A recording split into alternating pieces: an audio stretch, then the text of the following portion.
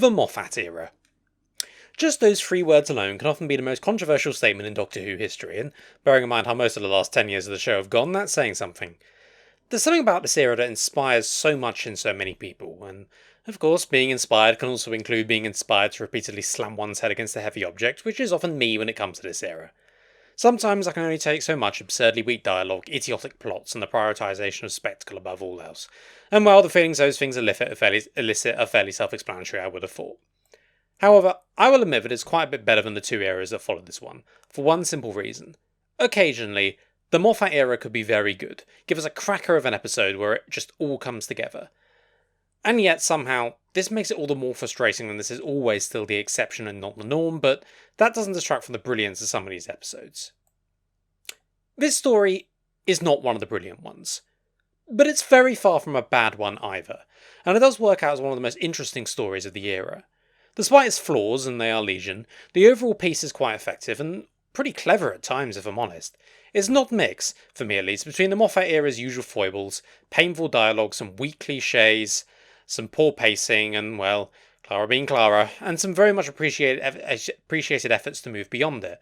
A cleverer plot than usual, a far better rounded cast of guest characters than is the norm for NuWho in general, not just the Moffat era, and some very effective atmosphere and tension. But above all, I think one of the reasons this story works for me is because it's trying something new, taking a bit of a risk and attempting to do something unique in a way that paid off. This is probably the poster child for why I think Series 9 is better than Series 8, because while it has its fair share of weak episodes, there are at least several attempts to try new things, this being one of the more successful, while Series 8 mostly just fell back on NuWho's usual cliches mixed in with poor characterisation and the war criminal. But I digress. So yeah, I enjoy this story quite a lot, as painfully aware of its flaws as I am. Wisely, it's a 2-parter in a series where they were used quite a bit, which is one of the better choices of the series. I'm obviously of the opinion that the 45-minute format limits storytelling, in case you've never heard me say that about 50,000 times before, and expanding that length allows for a less hectic pace and a greater focus on character and clever plotting, all things the story does right. It of course also was the bonus, meaning you get twice the budget for the story, and this helps enormously as aside from a bit of dodgy CGI, the production values are pretty good, and help enhance how it turns out on the screen. And then from Series 10 onwards, right through Chibnall and RTD2 eras, the 2-parter became rare and mostly safe for event episodes instead of enhancing storytelling. NuWho, incapable of ever learning anything, ever. Anyway, time to get into the actual story, and obviously I usually start with the production. And that's exactly what we're doing this time too. This story was directed by Daniel O'Hara, a director so unknown he doesn't even have a Wikipedia entry. Luckily, TARDIS Wiki is an entry for the guy who is the assistant caterer on one episode of The Underwater Menace, so it is able to oblige, and it tells me that he was interviewed for the not Doctor Who confidential episodes that went with this 2-parter, and that he studied film in Dublin, which combined with the surname O'Hara tells me that he may well be Irish. Anyone who wants to watch those interviews may be able to confirm. That's kind of it though, I didn't really find anything else out about him. These were the only 2 episodes he ever did, and it's actually kind of a shame, because his work on these episodes is actually pretty damn excellent. O'Hara is behind so much of why this is effective. No matter what the script does right, this episode would have been nothing without the atmosphere and tension that his direction provides. He keeps things tight, provides tension, momentum and energy, and makes sure the focus is kept where it belongs, on the unfolding plot and on the characters. The latter point is very important. The tension is held up by focusing on them, their fears and their fates, and great use of close-ups is the most obvious way this is achieved.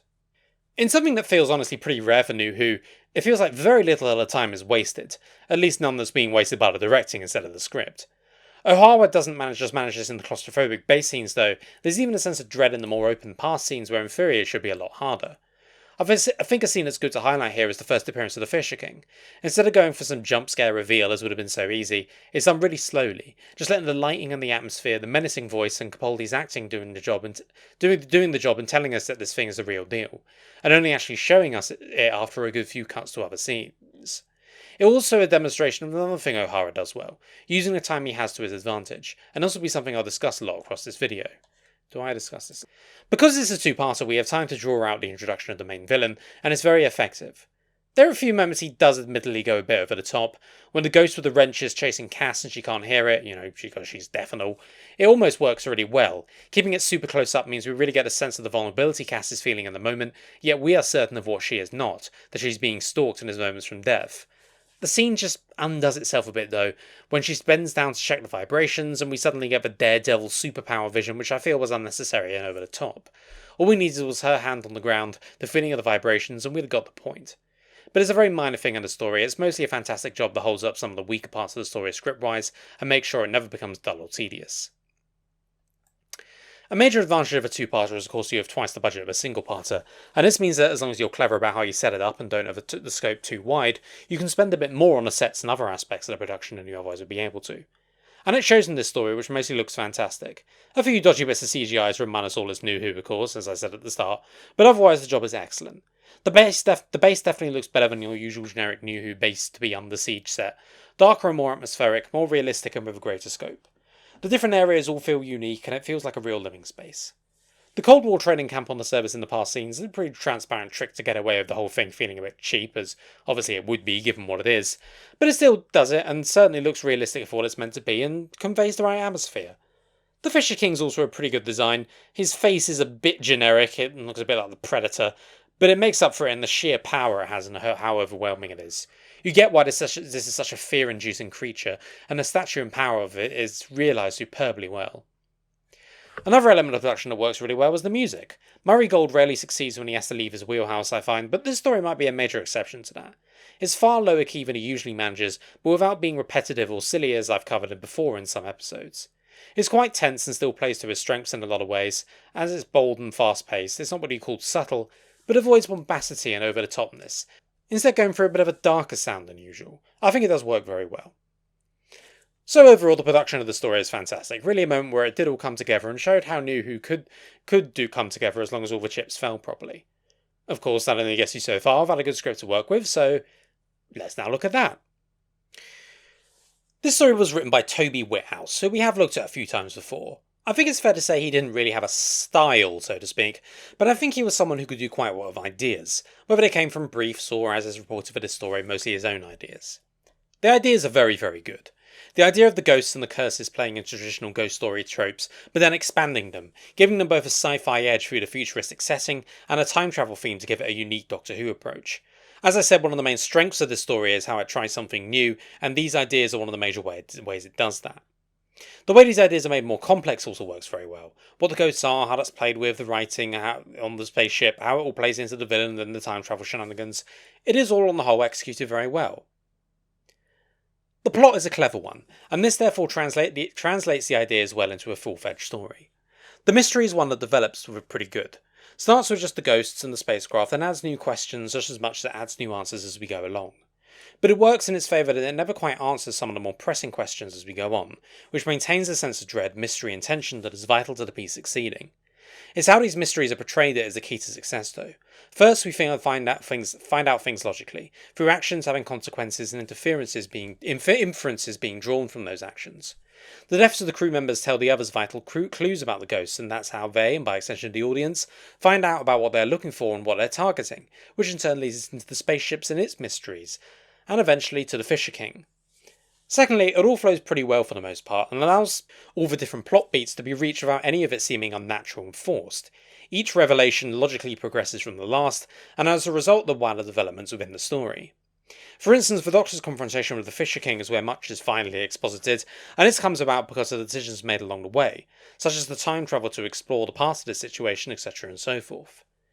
Now, admittedly, there are a few bits where it doesn't quite come together. Some of the explanations are a bit hand-wavy techno-babble, such as that of why the ghosts differentiated between night mode and day mode, and frankly, to be honest, the existence of the ghosts themselves falls into this category. Again, this is sort of given a hand-wavy techno-babble answer rather than anything else. Although, to be honest, the one that bothers me the most is actually that O'Donnell's ghost, in theory, should have been there with apprentices from the start, and there's no real explanation why not. But those aren't huge problems when the overall plot does come together in a satisfying way. The plot is also helped by the strength of the time travel stuff. As I said, this adds a unique Doctor Who element to what is otherwise a mix between sci-fi and horror, and I also like when it's included in an element to a story, because it can add weight and depth to a story. A notable example in the show's history is Pyramids of Mars, where the time travel allowed the Doctor to show Sarah and the audience the consequences of Sutek's potential victory, and also set up time travel being the eventual solution to defeat him. Temporarily, of course, so we could come back and then be dragged through the time vortex with a big cable, because clearly that's high-level storytelling. Anyway, that's enough bashing RTD2. This story similarly uses time travel to add depth to the story. Apart from anything else, it is kind of necessary for the plot to work, as the Doctor needs to travel back in time to get to the different parts of it, but it means that it can link the present in terms of basic plot, but also in terms of explaining and creating mysteries. For instance, we find out who the unidentified ghost is, but that and his death only raises more questions we have to wait until later in the second episode to answer. It also allows urgency to be added into the plot. The Doctor's presence in the past and that of his ghost in the present as a source of tension as the audience waits to discover how the ghost came about. Obviously the Doctor's not going to die, but the tension of what he's going to do to avoid that death is just as important. The most vital part of it as an element, though, is that the idea of time travels and paradoxes is a very interesting thing to explore, and it's done in a clever way. The opening to the second episode where the Doctor breaks the fourth wall and explains his Beethoven paradox absolutely hits that perfect sweet spot, being dynamic and exciting enough to avoid becoming just boring exposition, but also just about managing to avoid becoming over the top and self-indulgent in a very Moffat-y way. What helps is the dialogue is much stronger than many parts of the rest of the story, and Capaldi's performance does the rest. The guitar in the opening credits, that's maybe a bit too much, I admit, but in any case, the scene is fantastic because it does something very important. It explains a potentially complex idea to the audience in a way that's both engaging and also doesn't just give the plot away ahead of time. Only with the context we get in the rest of the episode does it all click together.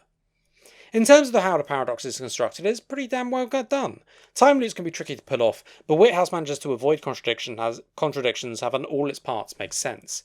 The only part left unexplained, I think, also works. The Doctor admits he doesn't know where the loop started, and that's a good unanswered question to have. Although I think putting it as the major hook of the story as it is at the end of the second episode was a mistake. It treats it as if it was the main thing to take away from the story. While the time travel stuff was an important anchor for the story that allowed a lot of the intrigue and plotting to work, it was the character drama that was the real centre of the story, and I think the conclusion should have focused on that more. Speaking of which, the character drama.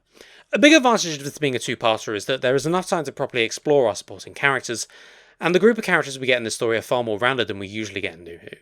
A reason for this is the kind of two-parter this is, because frequently, even in NuWho's two-parters, do the characters feel weak and flat, and that's because I think this is a very rare beast in NuWho.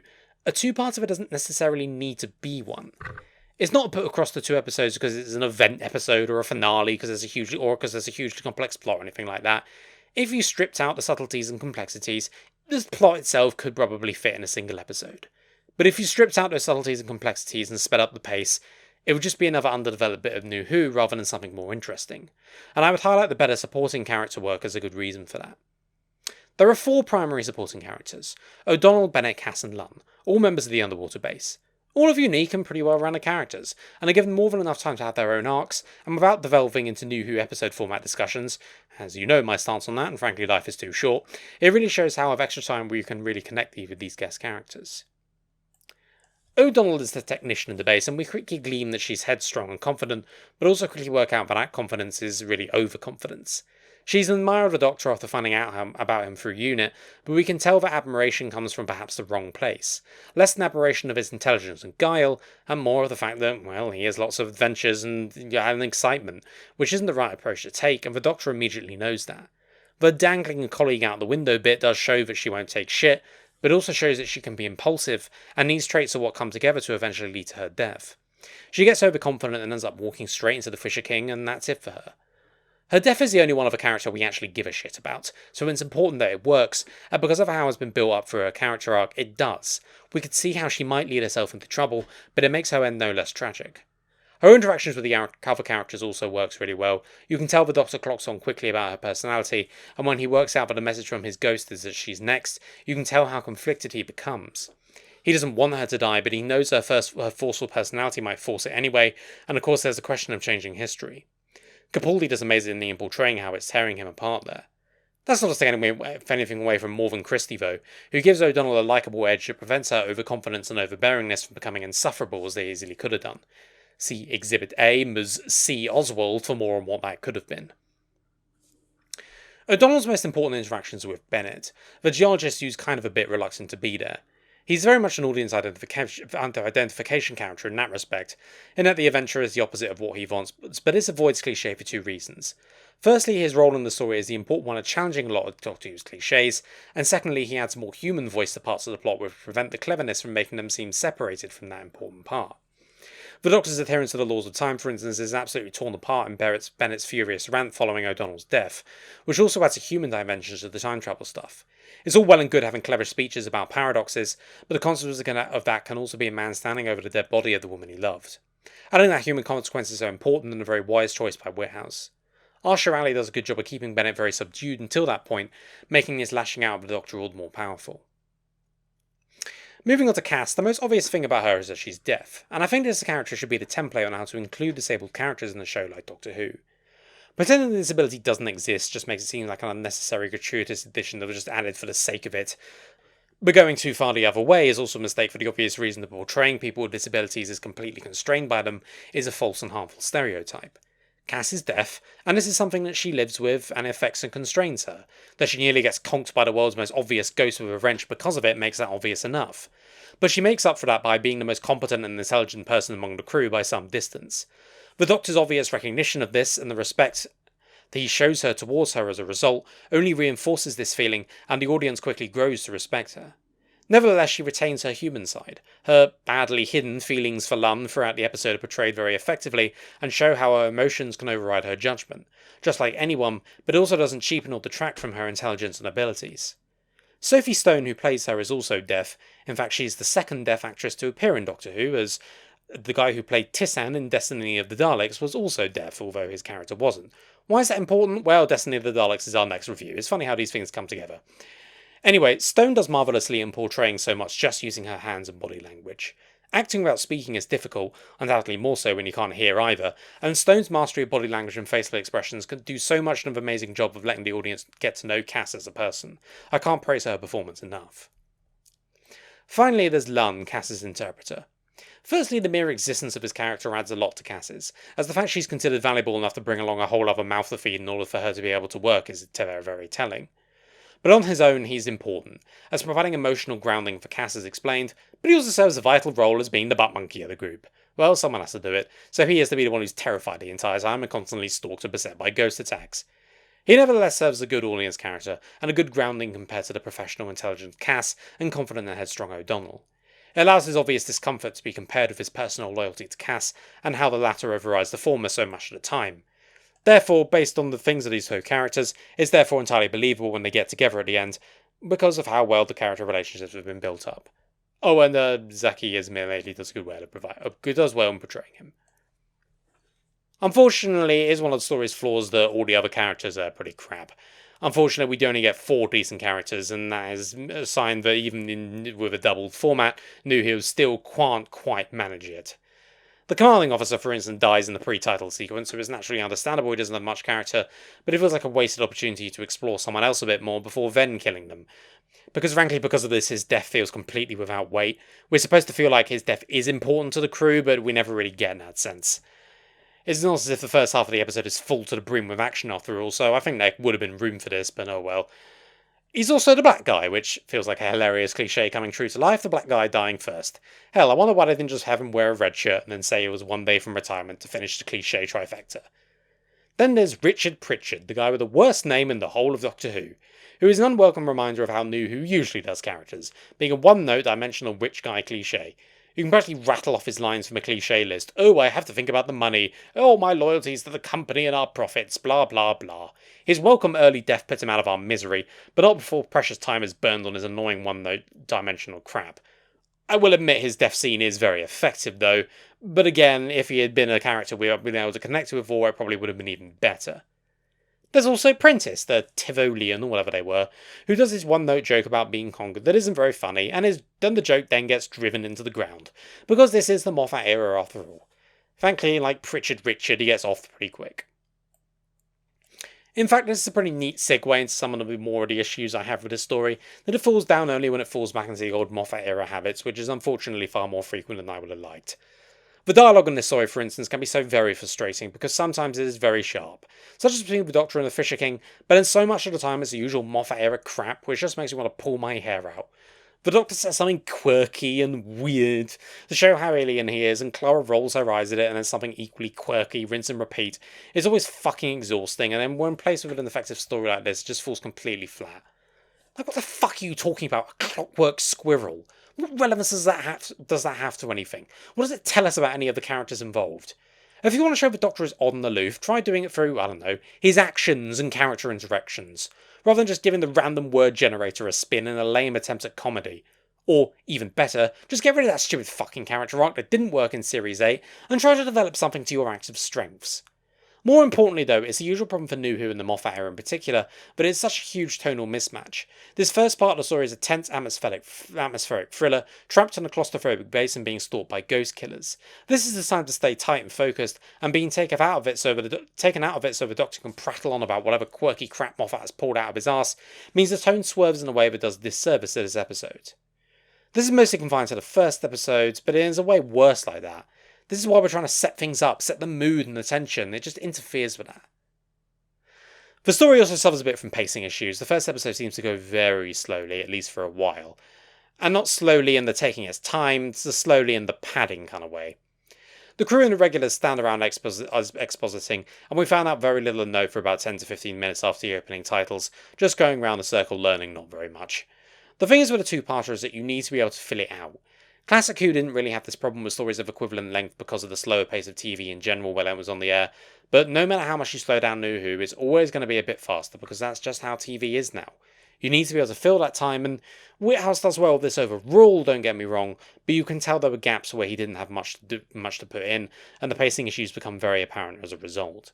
Despite how much I like the plot and character work a lot of the time, the story sometimes just becomes a bit of a slog, and it's a shame because the ingredients are there, but while I'm watching just filler and not much else, interrupted occasionally by shit Moffat comedy and dialogue, it becomes all the more difficult to appreciate.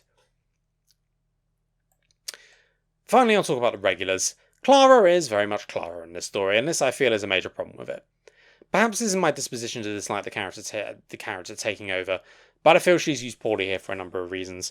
Firstly, her attitude towards the Doctor still stinks. The cue cards she used again to emphasise with the crew is a scene I strongly dislike, because it's manipulating the Doctor's character in order to fit the precise scene where Clara has to socially rescue him, and therefore make her character look better.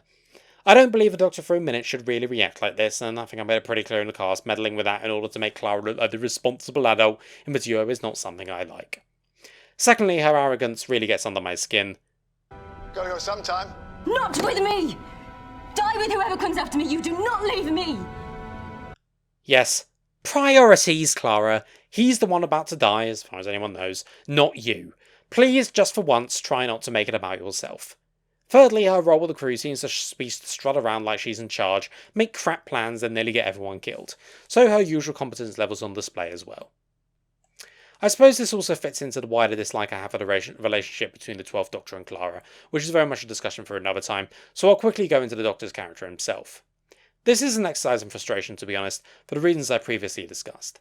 The quirky dialogue moments, the insistence on retaining all the aloofness character arc that didn't work in Series 8, and his toxic relationship with Clara all mean this isn't the strong arc for him it should be, which is a shame because the groundwork is all entirely there and so much of it is brilliant. His relationship with the guest characters is great, for instance, and he's absolute best with his skills in deciphering the mystery and the plot. He's also great when facing the villain. He's clearly very fearful of the Fisher King, but never gives up his ground, and beneath the fear, the confidence is still very much there. Capaldi is of course wonderful, and the little subtle things he adds to his performance just complete this. For instance, when O'Donnell insists on leaving the TARDIS, you can clearly see from Capaldi's face the Doctor has worked out she's probably going to die, and he's torn about how much he should do to prevent it. Equally, when the Fisher King is being revealed, the Doctor's fear is evident, but also his power and confidence, stuff I said earlier of course, but Capaldi's performance is what sells it more than anything else. And of course, the Beethoven monologue is something he absolutely relishes. The energy he puts into what is a simple few minutes really adds so much to making it work. But then of course, he has to talk about clockwork squirrels and it all comes crashing down, because of the insistence to fit him in a wheelhouse in which he does not fit. It's beyond frustrating as we can see so much brilliance, but it's put in a box where it just can't shine as brightly as it should. This I think sums up the story for me. Signs of brilliance, but so many of frustration and annoyance as well.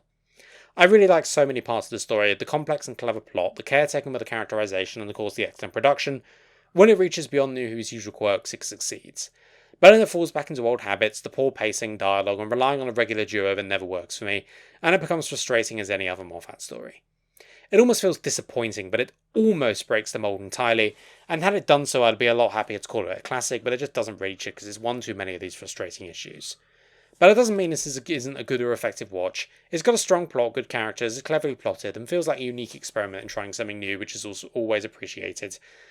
The story might not be perfect or even particularly great, but it's definitely NuWho doing something better than it usually does in a lot of ways. It's a pretty decent watch, and, well, sometimes that's all you need. Therefore, the final score for the story is 7 out of 10. Good good, but probably could have been great if the dialogue had been tidied up, pacing fixed, and the Moffat cliches reduced, and the regulars given a less annoying relationship. But that's not to say that what works doesn't work, if that makes sense. Anyway, the plot is clever, well put together, does have some good stuff with its new guest characters, and for the most part uses it double length well, and the production is excellent. It tries something new, mostly succeeds at it, and for that we can be grateful. Hardly a classic by any means, but very much a decent watch, and overall I think the one that is worthy in NuWho's canon.